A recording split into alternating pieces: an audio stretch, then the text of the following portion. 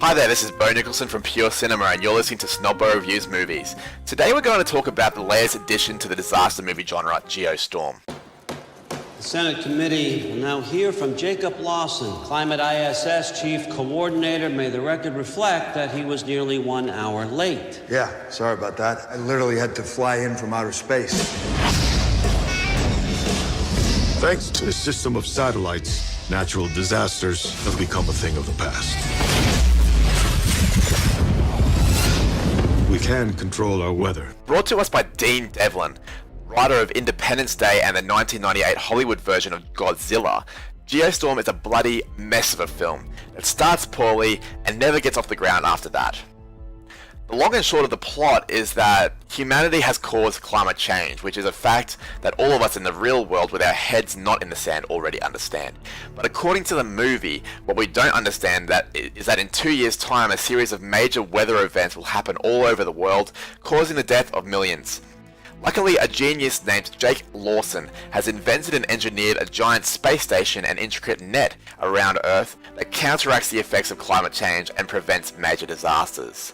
This was only made possible by the fact that the major governments of the world came together to find a peaceful solution, telling the audience that international peace and working together is not only a great thing generally, but will help us end climate change. Good message. This all happens in a 2-minute narration at the start of the movie from the point of view of the daughter of Jake Lawson. In other words, the most interesting story is actually over before we even see or hear from the main protagonist. When we meet the smartest and probably greatest man in the world, Jake Lawson, we discover that he is Gerard Butler, and before we even really get to know him, the casting has let us know that he will be gruff and excellent for action scenes, but entirely not believable as a highly intelligent scientist and engineer. His brother Max, played by Jim Sturgis from across the universe, sends him emojis during Supreme Court hearings to try and stop him from saying something obnoxious and ruin his life, which he does anyway because Jake Lawson is super intelligent.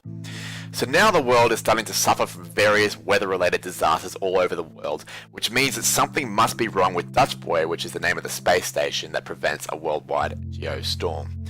Gerard Butler is the only man that can solve the problem, so he is sent to space to deal with that, while Jim Sturgis and his fiancée, a Secret Service agent played by Australia's Abby Cornish, stay on Earth to advise President Andy Garcia and Vice President Ed Harris.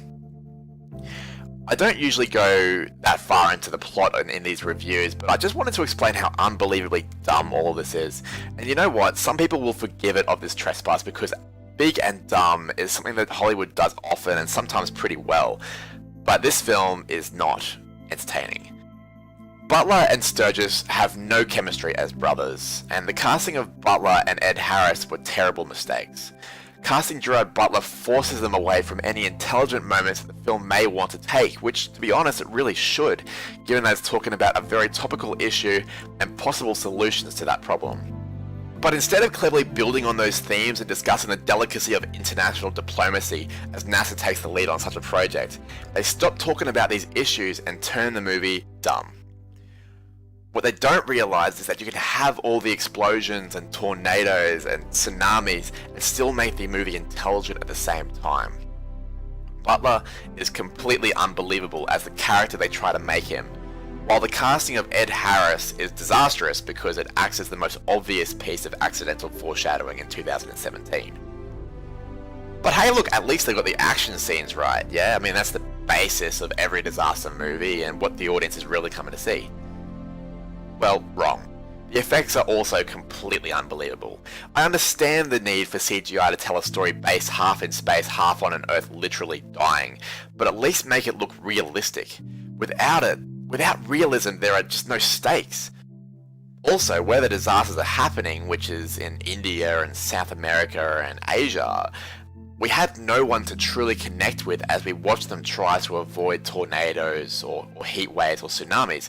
They are all nameless characters. Sure, it's bad to see people die generally, but without knowledge of their backstory and obviously knowing that we are watching fiction and not the news, the audience cannot be moved by what they're seeing on the screen. The only saving grace in this movie is Abby Cornish, who throws herself into her role quite believably. The rest is a poorly written, poorly executed film with mostly phone-in performances. In short, Geostorm is absolute garbage and it gets 1 star from me.